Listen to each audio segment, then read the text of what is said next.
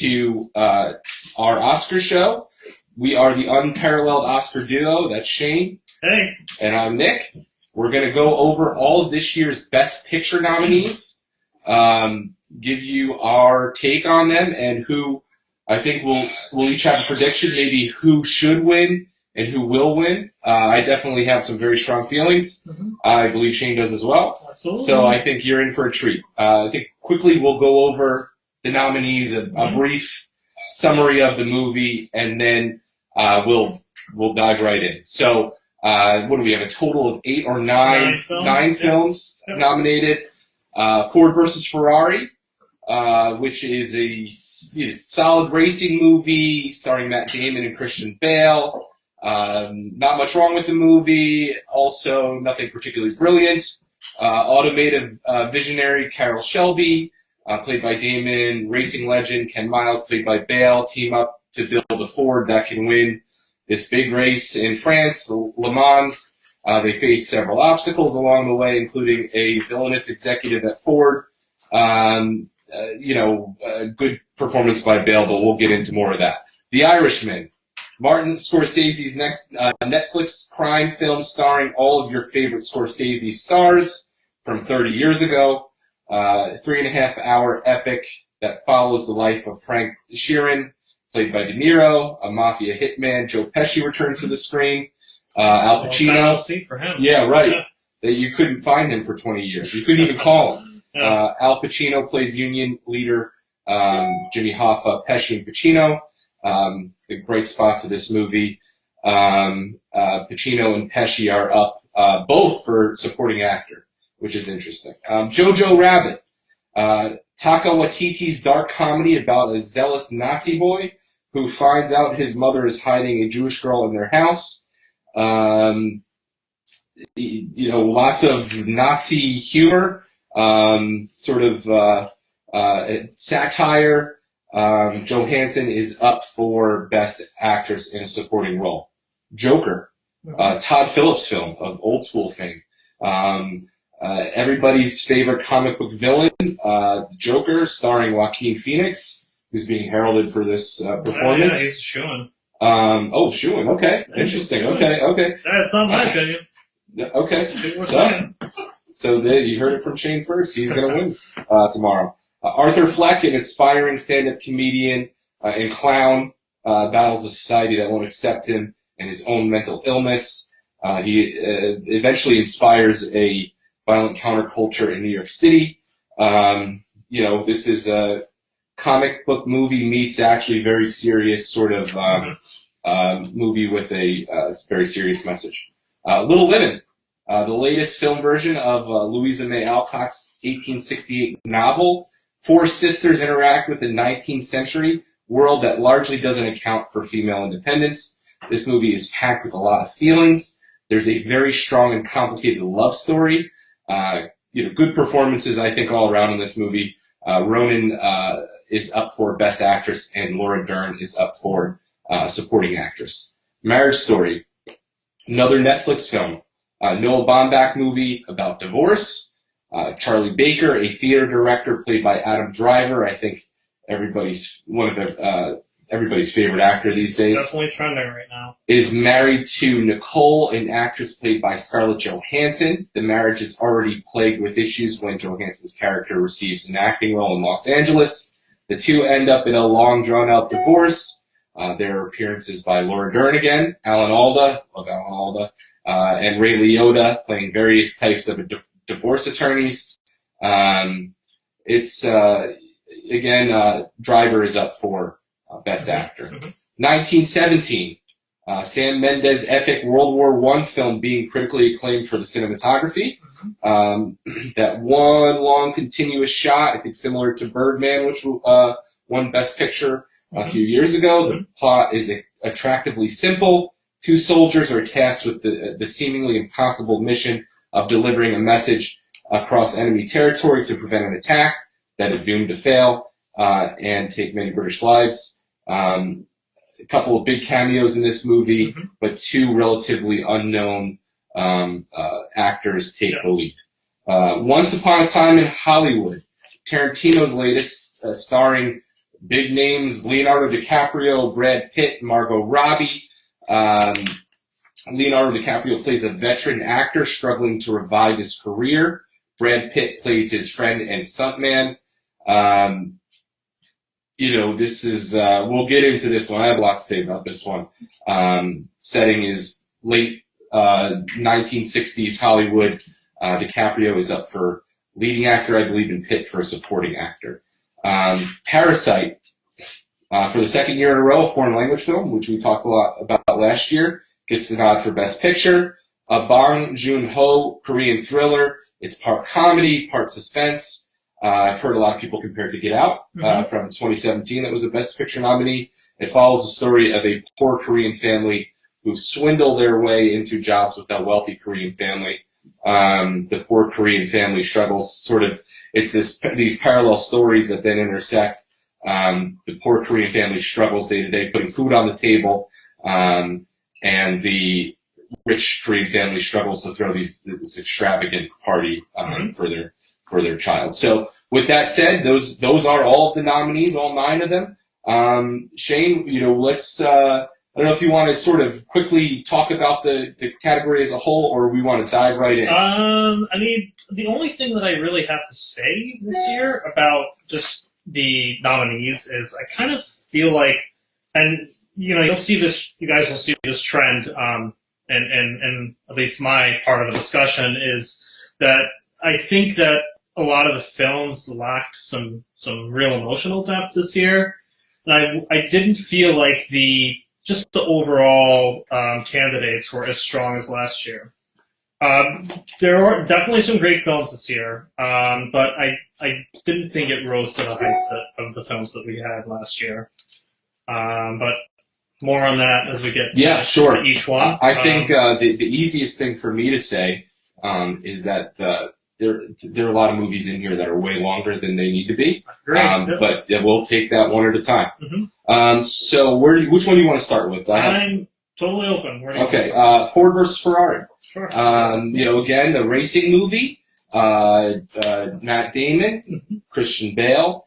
Where do you come down on this one? Well, this film, I feel like it's a film for car enthusiasts. Not just car enthusiasts, sports enthusiasts, or anyone just looking for a movie where you see guys connecting over, a testosterone-fueled subject matter. If any of those are of interest to you, then this is a movie for you. So that, in line, goes to my critique of this film, and basically is that it lacks any real depth. Again, this is going to warn you. This is probably going to be the theme of the night for me. Sure. But I felt strongly, particularly about this film, lacking depth outside that, capturing that passion for racing and guys connecting over this sport, which is great. But the problem is, it fails to reach a wider audience with that approach. And I think a good example of what I'm getting at is the relationship with Ken and his wife and son. Anytime we see them sort of interacting out off the course, so to speak, their interactions are still within the context of racing. He's spending time with his son and sharing his passion for racing. He's arguing with his wife about whether he's not or if he's going to race again. We don't really see them portrayed outside of that angle. And I kind of feel like the wife and son end up being sort of one note as a result. Because, again, their characters really aren't fleshed out at all. And I think that, again, that just makes it more of a challenge to really enjoy this film if you're not of interest in any of the categories I listed above. Yeah. I'm sorry, go ahead. No. I was going to say, I think I completely agree with that. There's no depth. There's no sort of character development. Mm-hmm. These guys exist when the movie starts, and then the movie goes. Mm-hmm. One thing that I don't think we disagree here, but one thing I appreciated that I think that you saw as a problem. So this racing culture, right? I don't think either you or I are into racing. I don't watch racing. I drive a CRV. I'm probably going to drive so a do I. CRV 30 years from now. You have 8 CRVs in the driveway. Right, it's a dealership. But I do believe that one of the something that a movie must do if it takes you into that culture is sort of recreate it, and I believe they did that. Probably a little too much, which is what I think you're saying is that we were so inside this racing stuff, and we didn't get, we didn't get a good love story. Really, we didn't get a good family sort of story. So, I think it's I mean, that's exactly what I saw on screen. Was, as you said, it's a good depiction of this culture, right? But it doesn't do anything beyond that, right? Another thing that I'll say is it was too long. 2.5 hours. Right. A movie like this, not a serious movie. Again, and that attributes to just it's sort of dragging on, not feeling like there's a lot of depth. In fact, I feel like a lot of the first half of the film is spent with these guys just sort of posturing at each other. Who's the better man? Ford versus Enzo. Who's going to be the better manufacturer? And then Shelby and that other guy, what's his name? Leo. There was a lot of back and forth between them. Sure. Too, so. Yeah. A couple positives. Bale is a good actor. I mean, he did a good job in this one. It's not a role that we've seen him do in a while. So sort of, this British, almost bumpkin kind of guy, but who is a good race car driver. I'll also point out that the sort of the villain executive played by Josh Lucas. Nothing terribly deep in this role again, but it's sort of perfect mix. It's sort of the understated villain that helps drive the story. Right. What's there of the story forward. So, but beyond that, I mean, good movie, solid movie. Not a best picture. Maybe not even. It shouldn't be a best picture nominee. I agree. Probably there because Damon and Bale are in the movie. Right. And maybe it's also there because, again, it captures this culture so well that maybe the Academy's thinking, wow, this is a film made by somebody who's really passionate about the genre. So, why not consider them? Right. If you've got nothing else, Shane, let's move it right on. Yep. The Irishman. Yep. So this is being hailed as Scorsese's magnum opus. And you guys can probably tell by my tone that I do not feel that way. It's really it feels like a really bloated film at 3.5 hours. I mean, and I think a lot of that is because it's providing you a lot. It's spending the first half of this film providing you with content that is just extraneous. It's not it serves no purpose, and you end up forgetting half the names you're presented by the end of the film. And by the end of the film, the names don't matter. They don't matter. They never become part of the story beyond the scenes that they're in. Yeah, absolutely. And then the politics as well. You're thrown into the world of organized crime to a degree that was completely unnecessary.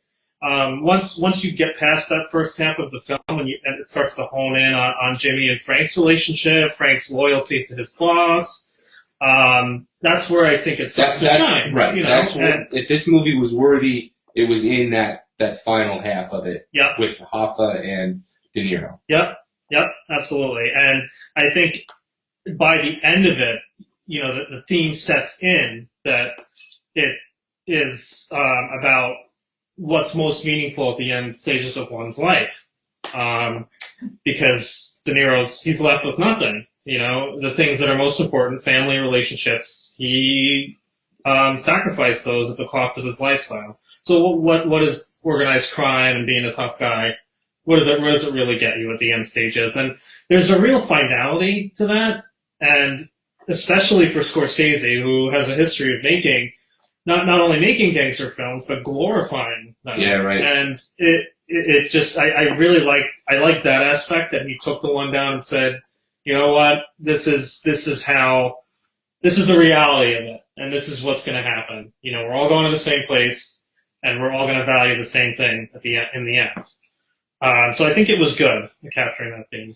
Well, I'm going to go back to, again, all these characters, and sort of, I think my theme, the first theme was how long these movies are. The second theme is maybe directors like Scorsese and Tarantino, and we'll get to Tarantino, just sort of overindulging themselves, in again, throwing these characters at the screen. You almost feel like Scorsese made this decision. I want to get all these people in this movie, whether they fit into the story or not. And I think he even concedes that he's made a decision that might be detrimental to the movie by throwing the text up on the screen with their name and how they died. Yep. And you watch the movie, you feel like you're taking a quiz, and you're worried. Yeah. I got to remember this guy. I got to remember who this guy is. Right. And so that whole first hour and a half of the movie just doesn't need to exist. I mean, there's some other way that you could sort of get to who De Niro's character pretty quickly, then get to the Jimmy Hoffa. Yeah, absolutely. Piece. And to elaborate on that, I think it's a good opportunity for me to bring up The Godfather Part 2. Almost a 3.5 hour runtime. I think it clocks in a little under. But this film, it was just as long, but it was enjoyable, start to finish. One of my all-time favorites. And that's because it had the story content to uphold its running time, because it had the simultaneous stories of Vito and Michael. And both those stories were told really well. And, yes, they were. And if you were to separate those two stories, they could stand alone as a film, as each film. So that, I feel like, that's how you make a 3.5 hour film. And I don't know whether Scorsese, that's what he was striving for. I feel like this film was an Oscar darling because of his credibility as a filmmaker being one factor. Right. The fact that it was a 3.5 hour movie. The runtime alone is like, it's like that mentality, Scorsese's making a 3.5 hour movie. This has to be epic. This has to be well done. It just can't be anything less than amazing.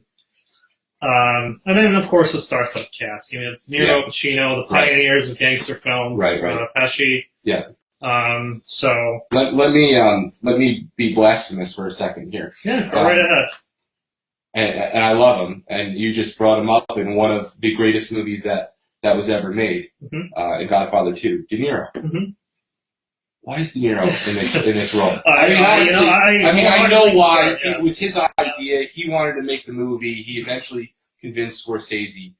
De Niro has no business playing. So I think Sheehan's character at some points is supposed to be as young as 35 years old. Right.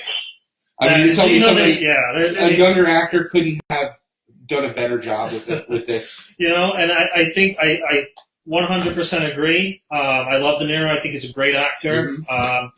He absolutely deserves the kind of star power he has. But there was nothing really remarkable about his performance in this film. It certainly wasn't bad, but it's not one I'm going to remember 10 years from now. Yeah. And I think this is just sort of a natural consequence of that mentality I was talking to you about earlier about Scorsese and the fact that he's nominated because of these reasons. And I think De Niro is nominated also because of those reasons. He starred in Scorsese's 3.5 hour epic. He was the lead. I mean, why not nominate him? I just, he's an old man. And throughout the movie, I see an old man. The CGI didn't do anything, except maybe even confuse me a little bit more in terms of where are we at in his life, as we watch the movie. So I'll just say that about De Niro, who, again, this won't be the last time I criticize him tonight, so hold on. And it doesn't make me feel very good, but I have to be honest, because we are very honest here on this show. Pesci, I liked it. It's different. Nobody expected it from him. Sort of the understated but very powerful mobster. He definitely was a lot mellower in this kind of role, but it worked for him. It did. It did work. I think an outside chance at the supporting actor award. But I'm not going to go crazy. It was good. It wasn't something that knocked me out of my seat. I thought Pacino was very good in this movie. Yeah. The paranoid, again, but very powerful, sort of, Jimmy Hoffa. Yeah. And I, again, that was the bright spot of the movie, was the second half where Hoffa was on the screen, Pacino was on the screen, and his relationship with De Niro's character.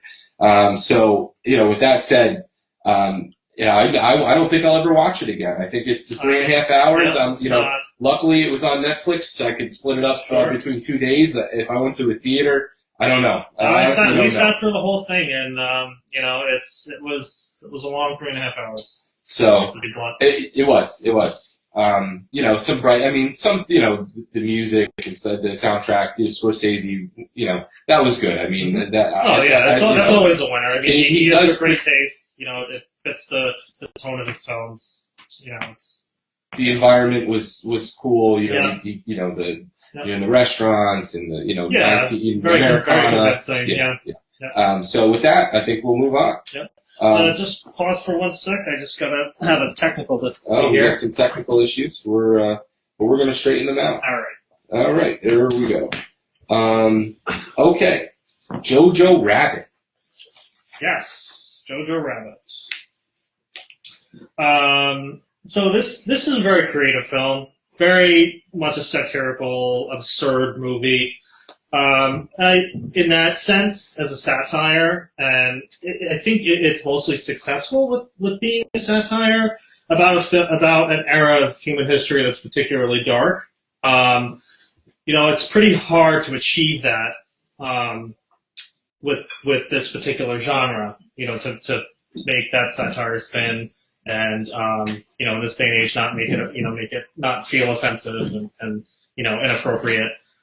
So I think Waititi does a great job there, and beyond that, though, again, not feeling I didn't really get a whole lot from this film in terms of the relationships between the boy and the girl specifically, and I think that's attributed to the fact that because we had the relationship with the boy and the girl, but we also had that dynamic with Waititi's Hitler, which he did. He played a great, flamboyant, flamboyant Hitler, I personally think he could have had a supporting nomination for supporting actor. But anyway, to get back to my point, so there was this relationship with the boy and the girl, and then there's also this dynamic between the boy and Hitler. And I feel like the film is having a bit of an identity crisis, where it's not really sure whether it wants to focus on the relationship between the boy and the girl or the dynamic with Hitler and the boy. Perhaps the two could coexist well, but I don't think that was accomplished in this film, and it just ends up feeling very muddy, and I don't really feel a connection to the characters by the end of the film. I don't think it was a bad film. I just don't think it was very remarkable. I think I think you nailed it in terms of the era in which we're in. When you try to make a movie like this, you have to take chances. Absolutely. You have to push boundaries. And this movie didn't do it. It's pretty easy to make Nazi jokes and to lambaste what happened in Germany during World War II. Yep. And those are softballs. And it's just, sort of silly joke after silly joke. It's a Mel Brooks wannabe sort of satire kind of movie. We've seen this before. There are better movies that specifically do this exact same thing. Maybe some of the bright spots of Joan Hanson's, okay. She gets a supporting actor nod, actress nod.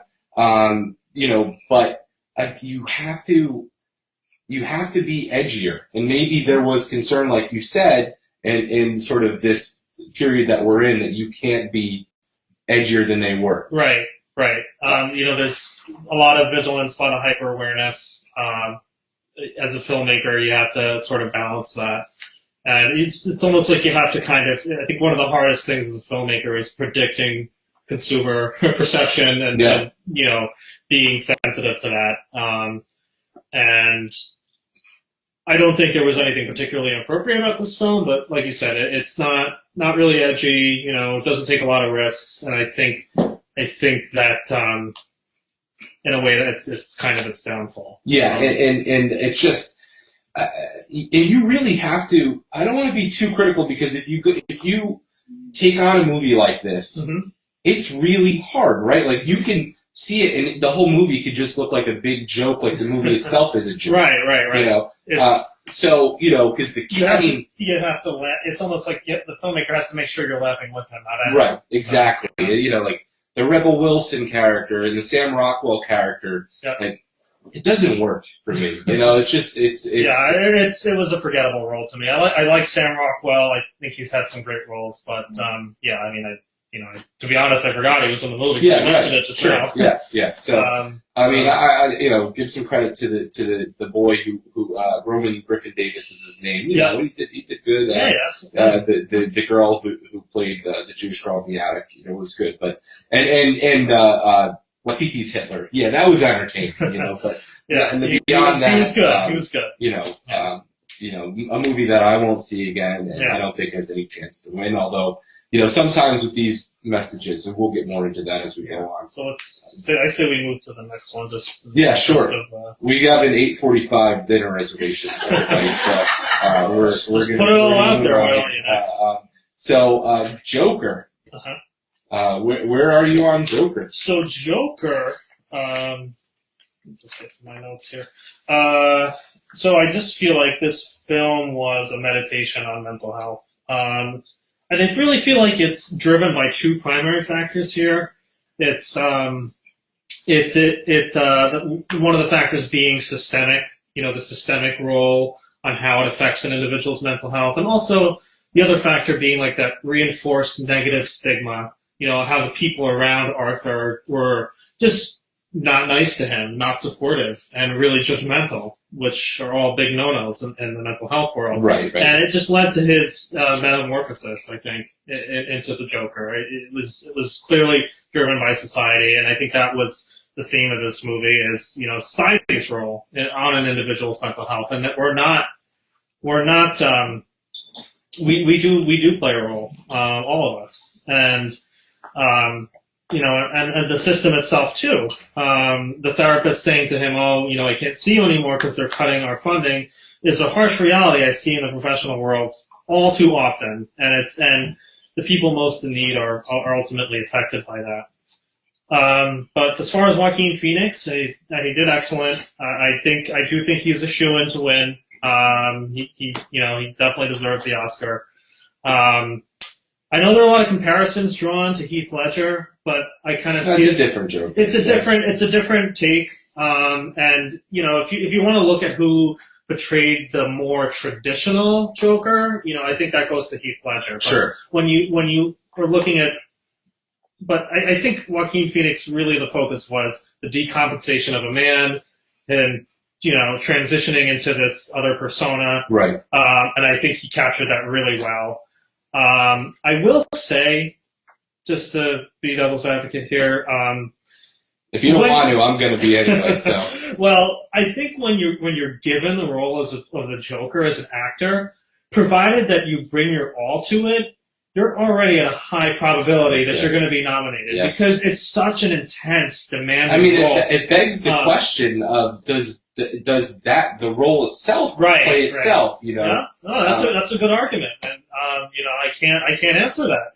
Maybe that is the case. I mean, obviously you have to give Joaquin Phoenix credit. He lost the weight. It was a good performance. I don't know if I'll I mean, he might be a shoo-in just given the class that he's in this year. But and what people have taken away from this film, all the messages that Shane has said. It definitely was was very much a political film when it came out. Very divisive, very controversial. Right. To be honest, though, I didn't see anything again to judge it from politically correct standpoint. I didn't see anything that's about in this film that rubbed me the wrong way. I just felt like it was just really based in reality and the way it portrayed the mental health system. And I think it's calling out the system for what it is. And I think it's a film we kind of needed. Well, and so just on to that point, Shane, that is one of the issues I had with the movie, right? So it is a very real movie in the first half hour, 45 minutes or so. This is a man, this isn't the Joker yet, right? It's Arthur Fleck. You know, this man battling mental illness that you know, and the world shuns him, and his mother shuns him, and the system shuns him. And it is emotional, and it's sad, and you're watching this man just, like you said, deteriorate in front of our eyes, because nobody helps him. Now, it should have, I think this movie would have been better if it wasn't about the Joker, honestly. If this stayed in that sort of lane, this is a man struggling in life. Because then all of a sudden, it goes from that serious movie to a comic book movie. Right. No, and I think that's a great point. the balance wasn't struck for me. And it's not an easy balance to strike. But, you know, it wanted to be in the best of both worlds. And it didn't get there for me. So, you know, and it's funny, it does kind of lead into another point I have here.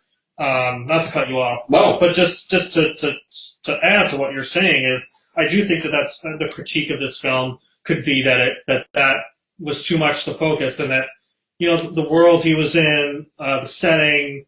I think there was a lot of potential there to develop that further, but still make it about him struggling with mental health. And I don't think they went above and beyond.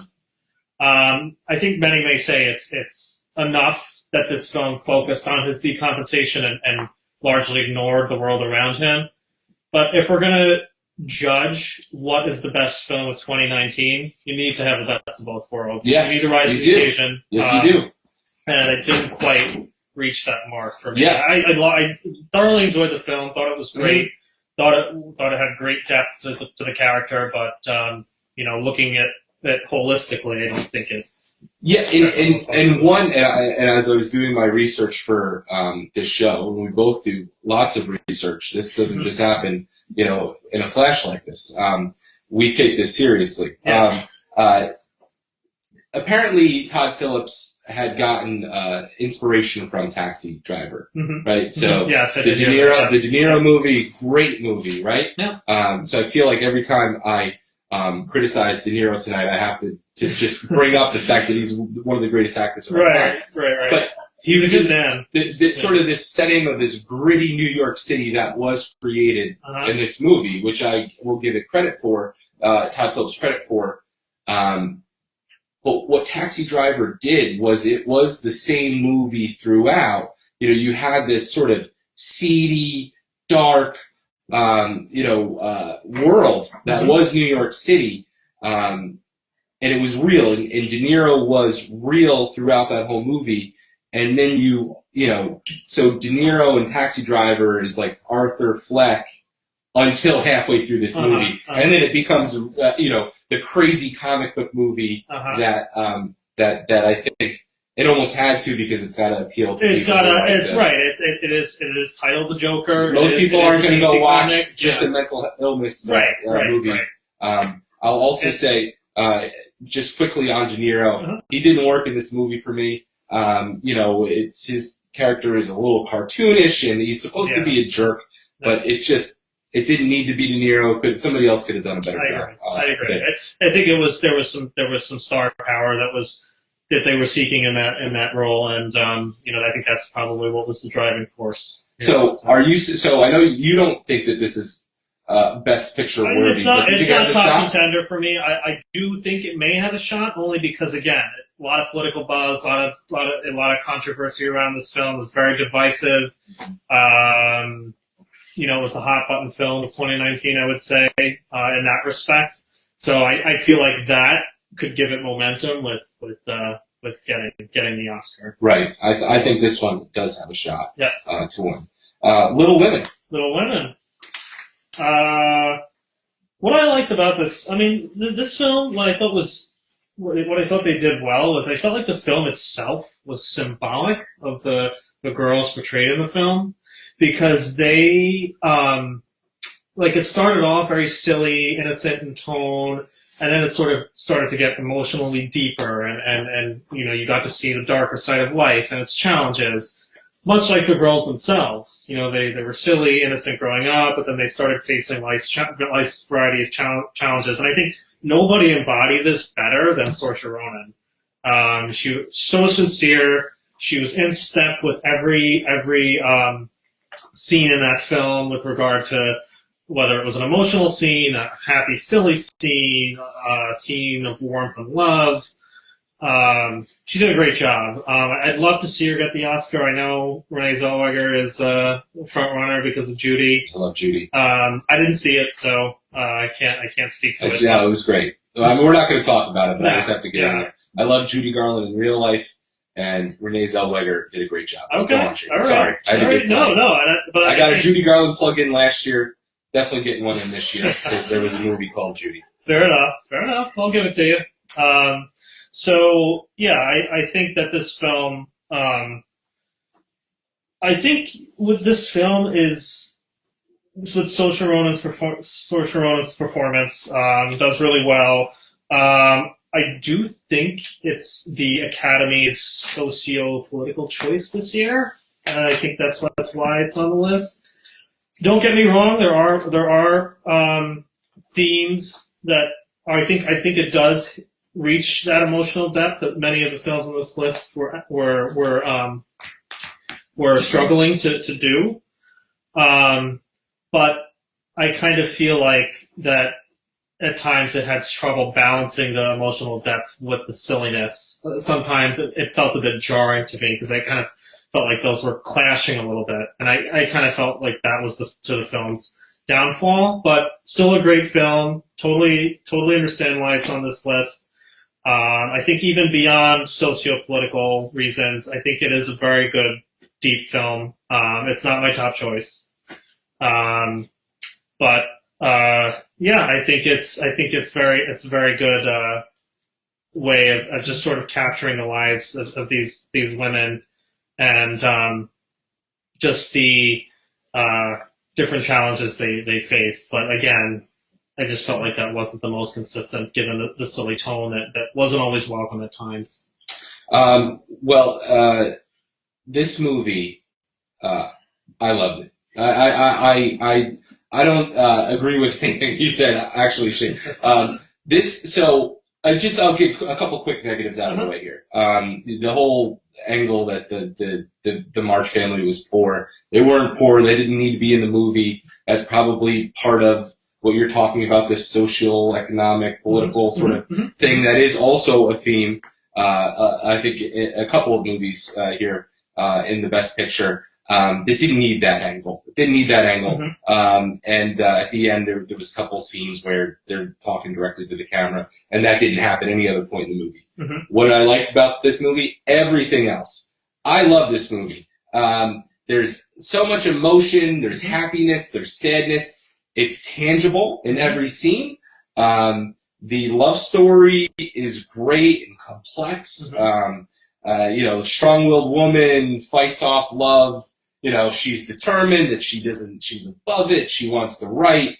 That's only going to slow her down being in love, especially being a woman. Timothée Chalamet's character, charming, educated, sort of playboy, but he's likable. He knows who she is and he loves her for it, but it still doesn't work. Yeah. This love story that maybe I'm partial to where love isn't enough, for it to survive. Ronan is really good. Saoirse Ronan, probably her best role so far, as far as I'm concerned. She's probably on her way, if she isn't already there, to another level. Laura Dern's character in this, particularly the one scene where, spoiler alert, I mean, you guys know that we're talking about. We've passed spoiler alert a long time. And plus, this was written in 1868, so so the sister dies, which is a very emotional scene. Oh yeah, definitely my favorite scene in that film. I just felt like it was the most impactful, and I totally agree with your assessment of just all these emotions being portrayed on screen. I certainly don't challenge the sincerity of that. I think for the issue for me was I felt like they didn't blend well at times, and I felt like it felt like it clashed. Okay. There were moments that happened, but as far as its sincerity, its depth, I think that was there. Well, for sure. And just the scene that I continue to think about, and I'd like to go back and see, and if I were an actor, which I'm not, you almost see the scene with Laura Dern where with just one look, one glance, she communicates to Ronan's character that that her sister is dead. And you know, I can imagine that being an acting exercise in every acting class at every level. You know, where you are trying to convey something. I think that's a good measure of an actor's ability to be sincere with body language. It's definitely is, I'm sure, a challenging aspect of being a good actor. And I'll also say, you know, again, I think the movie falls apart a little bit for you. It didn't for me. You know, the closeness of the family comes through. The complicated relationships that sisters can have comes through. You can love and you can hate in the same moment. You know, it's very relatable.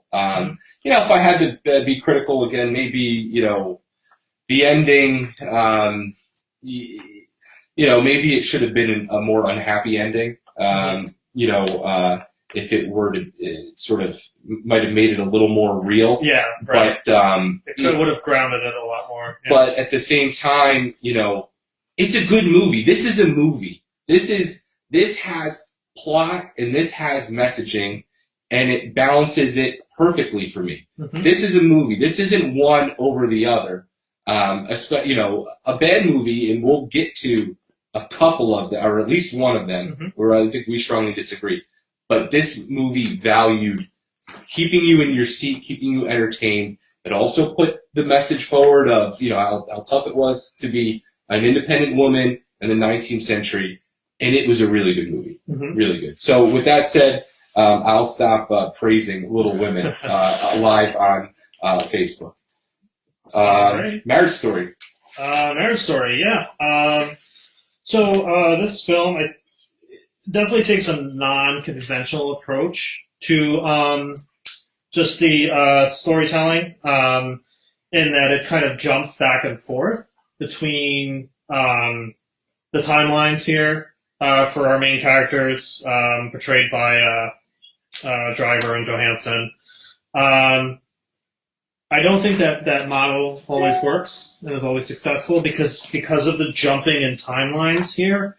I don't feel a connection to the two leads. I think that I think that the concept of the breakdown in the relationship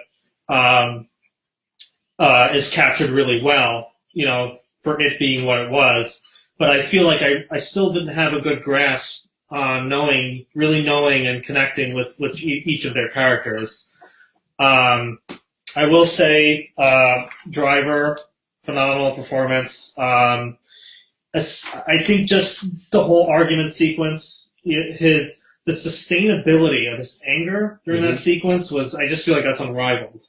And I feel like I've never seen that before, and it was just so well done. He's definitely a trending actor right now. He's got a bright future ahead of him as a performer. You know, you can really feel the emotional weight of that scene, despite, you know, my feeling like I don't really know the characters. I think Noah Baumbach was more successful in that regard with The Squid and the Whale, movie with Jeff Daniels, Jesse Eisenberg. Again, it's similar themes, except that it's a breakdown of an entire family rather than a couple.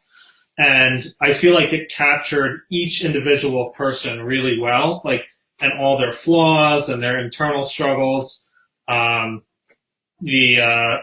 Just each of the boys and their issues, and I'm not going to get too much into it, but I feel like that was developed really well for each person, and that was a family of four. And I feel like he struggled with developing that for two people in this film. Like I said, I think it did really well with really breaking down the relationship and understanding what led to that point. Excuse me.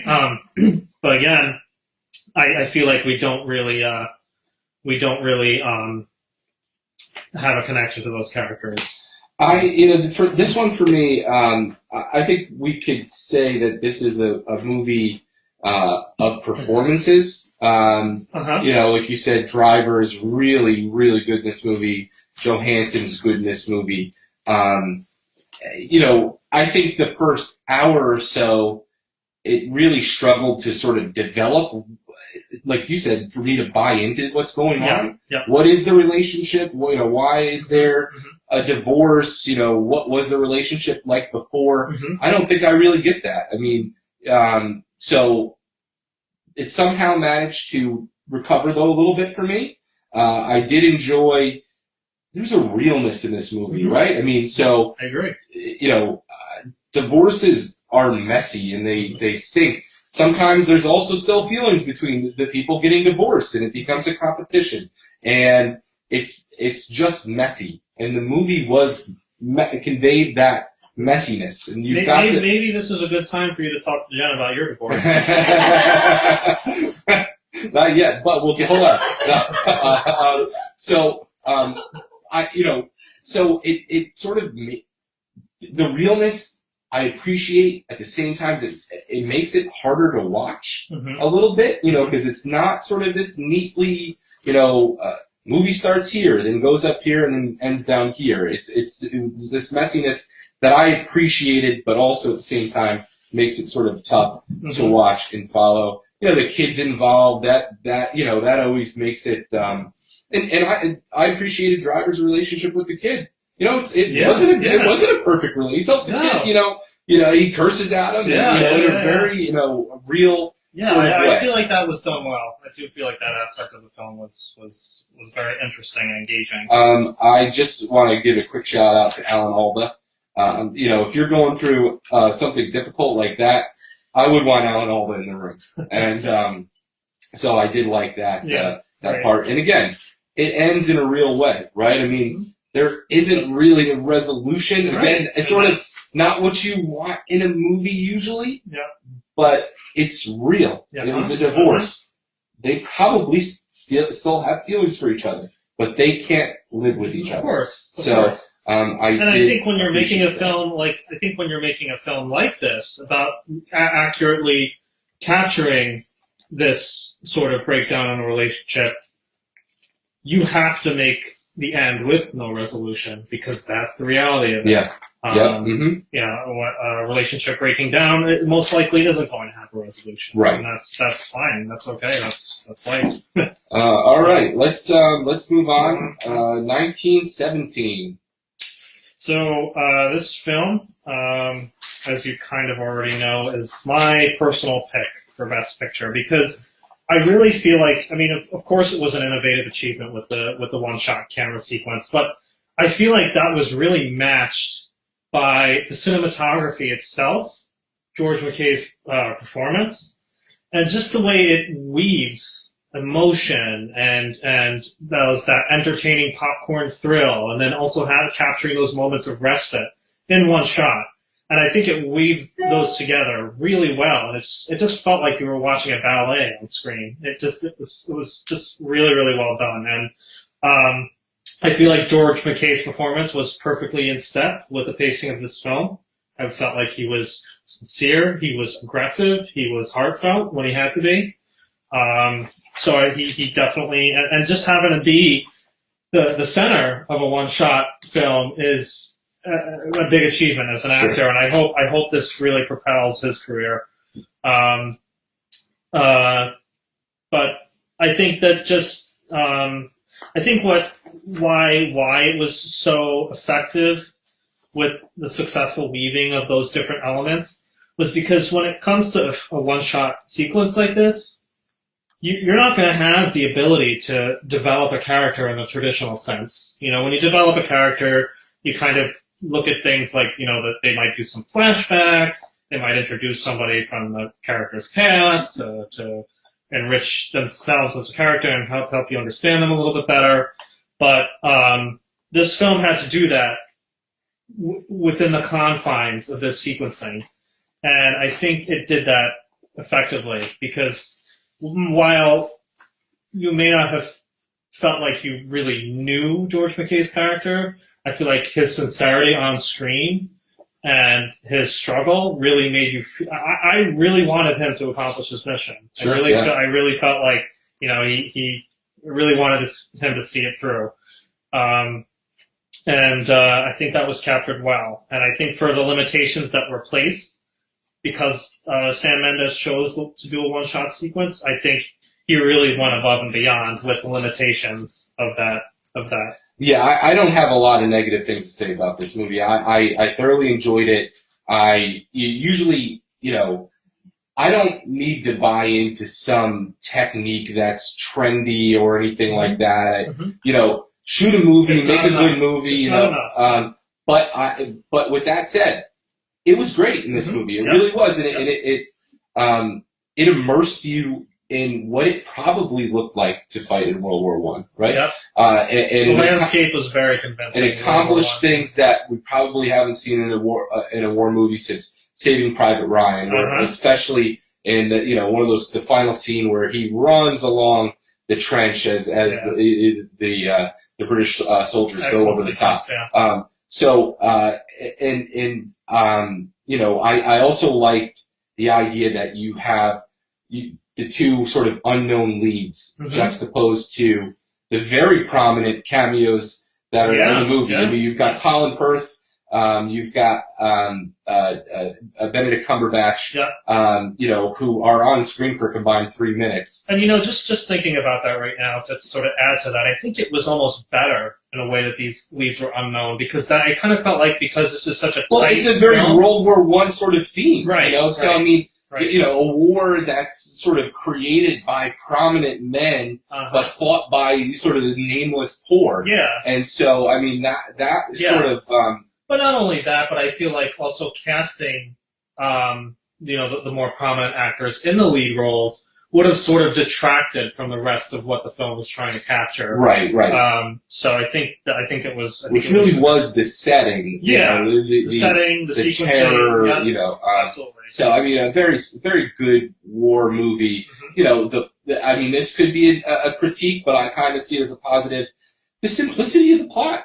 I mean, it's delivered in the first 3 minutes of the movie. Yeah. And it's delivered in, like, 2 sentences. You have to do this, or men will die. I appreciate that. Yeah. And it worked. It worked. It drove the entire movie. Yeah. So, I thought at one point that this one had a shot. This is your pick. It's not quite my pick, but we'll get to that at the end. It was a very good movie. Yeah. Once Upon a Time in Hollywood. So this movie, I think we're pretty much on the same page here, Nick. I just feel like it struggles to develop a clear, cohesive story. I think it establishes some ideas in the beginning. DiCaprio is sort of a washed-up actor, trying to find his niche, his loyal stuntman, played by Brad Pitt. Sort of trying to find his own way in the world. But I feel like it doesn't really do much to achieve those perceived goals that are established in the beginning of the film. In fact, what bothered me most was that the climax of this movie had absolutely nothing to do with the established ideas. Yeah. And it was basically, we were seeing a fairy tale ending to basically Sharon Tate's fate. And it didn't make sense. To be honest, though, having sat through that movie and just sort of it's a whole nonsensical nature of the way the story unfolds, watching that final sequence was actually helpful for me and just feeling more engaged in the film. Sure, right. Because it offered some popcorn entertainment. Which honestly, this was going to be a hot take. Which is all Tarantino is good for. I don't like Tarantino. I never have. I think that he overindulges himself. He overindulged himself in this movie. This movie's 2.5 hours long. Just scenes that are just drawn out with absolutely no purpose. Yep. Like, he's taking advantage of the office of his audience. What was this movie about? What was it about? I wish I had honestly, for you. it's almost like he just wanted to put. I'll give him some credit with the setting. I mean, the colors, the cars, the music, late 60s Hollywood. The setting is great.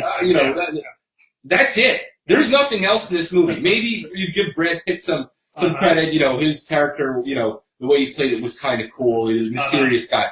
But beyond that, this movie isn't about anything. Yeah. It's about absolutely nothing. Yeah. And I almost feel like Tarantino's like, watch, I'm going to get him again. I'm going to make a movie about absolutely nothing. And you're going to watch it. And it's going to get a Best Picture nominee because people feel like they have to give me a Best Picture nominee. This was a terrible movie. Absolutely terrible movie. And I lost 2.5 hours of my life watching it.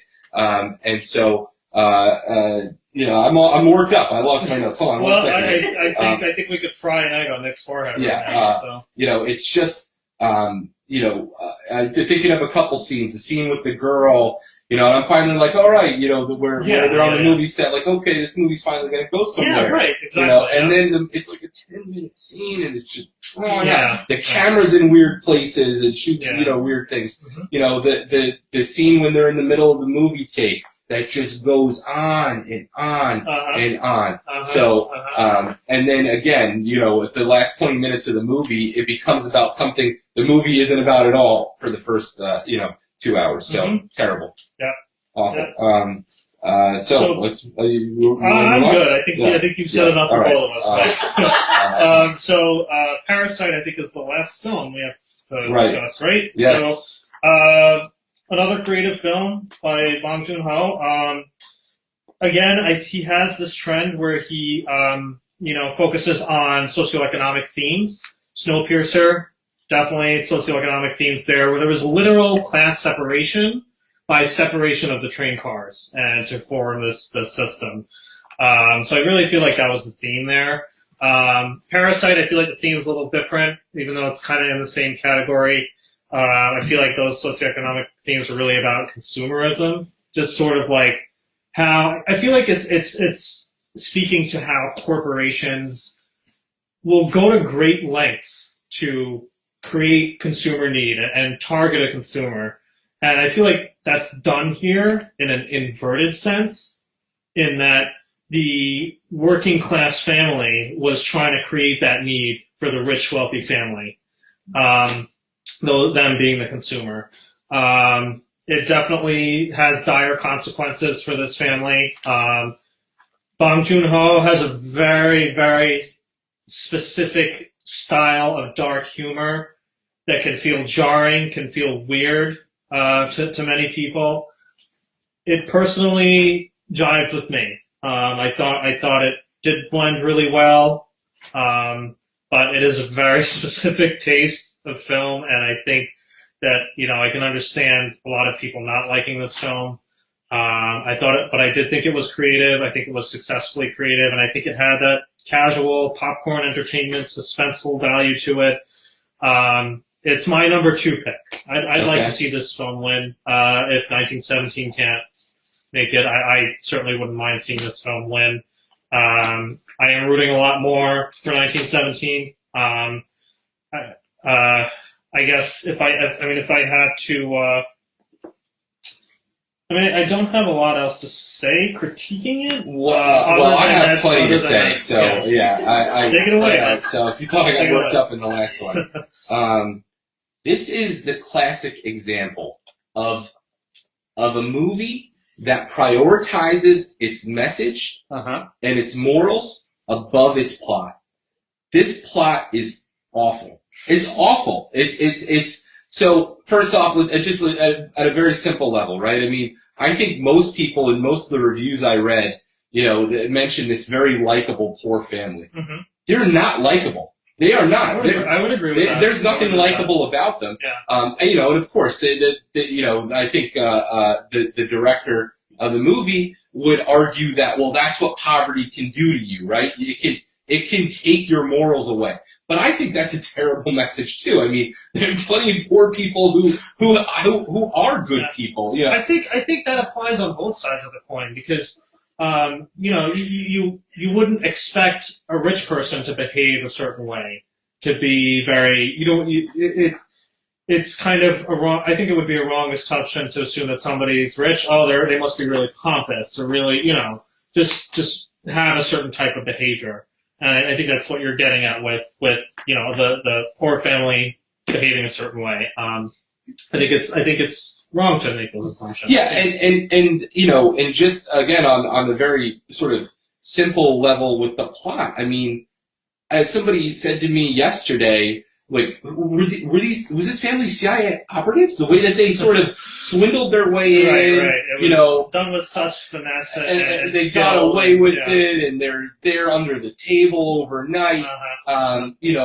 It's not realistic at all. And then you've got the terrible sort of symbolism of the debtor's prison that's literally their basement, and this guy's living in the basement for several years. Nobody knows. They don't even know that there's a basement there. They sell the house. They still don't know that there's a basement there, and now another man living in it. So, again, it is, I think, an example. I don't want to be too tough here, because you like the movie, and I know a lot of people like the movie, but I do feel like this is one of those where you watch it and you see it with your own eyes, and you're like, I don't get that, and then, the people come out and start saying, oh my God, that was such a profound message. This kind of reminds me of you had the same argument last year for The Favorite. And I wholeheartedly agree with you when it comes to The Favorite, being one of those films that, as you said, where it's people just sort of have fallen into the sort of buzz. And, yes. It's almost like the equivalent of some type of like spiritual experience where you may not be feeling it, but because everyone else around you is, you're sort of convinced yourself you're having that experience. So yeah, I mean, again, I mean, I just want to say it once more. You have to, a good movie like Little Women strikes a balance, right? It's entertaining. So, I mean, I could see where maybe people were entertained because there's a little bit of a thriller here, right? Yeah. Different things around each corner, and you don't know what's coming. But you have to have a good movie to go along with whatever message you are going to send. I would also say about the message, it is an incredibly worthy message. Wealth inequality and people live, without food and in terrible conditions. But you have to deliver that to me. Don't hit me over the head with it like I'm being lectured. Felt like I was being lectured a little bit in this movie, like I was being lectured in Jojo Rabbit. I will say that he does really, the way that the film unfolds with things just getting so out of control. Which, yes, I would agree with that assessment. That's his way of saying, this is what it's like. This is how this is the trials and tribulations of an impoverished person. I'm just emphasizing it by going to extreme levels here. So yes, I would agree with that. But I think also to critique your assessment of that, I would say that is I feel like that's the absurd humorous side of him, taking it to that level. And again, it's a style that's not going to work for everyone. Is the humor, and maybe this has just all been lost on me, but is it funny that he kills the rich father at the end? I mean, is that supposed to play as funny? I did. It got very dark and out of control. But I do think that there was some, and that's the whole definition of dark humor. I think it was meant to be felt that way. Yeah, it lost on me. I will agree that it didn't feel that way so much for me. It felt that way for me more with like the incident where he knocks the nanny down the stairs and she kind of tumbles in a hysterical manner. Yeah. So there was a little bit more in that scene, but there are scenes where I think he's striving for dark humor, but it ends up being a little too dark and disturbing. So I mean, let's talk. Let's get down to it here. I mean, you've shown your cards pretty much already, but so who's going to win, and who do you want to win? I hear from what I've seen on many outlets that and from many of the accolades it's got from other award ceremonies that tend to be a predictor for the outcomes. It is 1917. It is my personal pick, but honestly, I kind of feel like I could see films that I'd be looking at that might challenge this are The Joker, because again, for political reasons, such a divisive movie, such a hot button issue discussed last year, that could give it momentum and create an upset. Parasite, again, I think it's created a culture of people, whether you agree or don't agree with the film style, that are really, really embraced and love this film. And that in itself can give it momentum. So I really feel like I'm looking at those two films, and in addition to 1917 as possible contenders. I am so I would actually place a lot of money on one movie to win tomorrow. Parasite. I'm saying it right now. Parasite's going to win tomorrow. I think it's a shoo-in the way you think that Joaquin Phoenix is a shoo-in to win for Best Actor. It doesn't. This movie doesn't even deserve to be nominated. But I see the writing on the wall. Everybody loves the message, and everybody, apparently loves the movie. Yeah, I did. The movie that I think should win is Little Women. And like you said, you thought it had a chance at one point because it was that perfect mix of I think it's a solid film and certainly deserves a nomination. I wouldn't bet on it though. I'm not putting my money on Little Women. I wouldn't be surprised, like you said, if 1917 snuck in there, and I would not be unhappy with that either.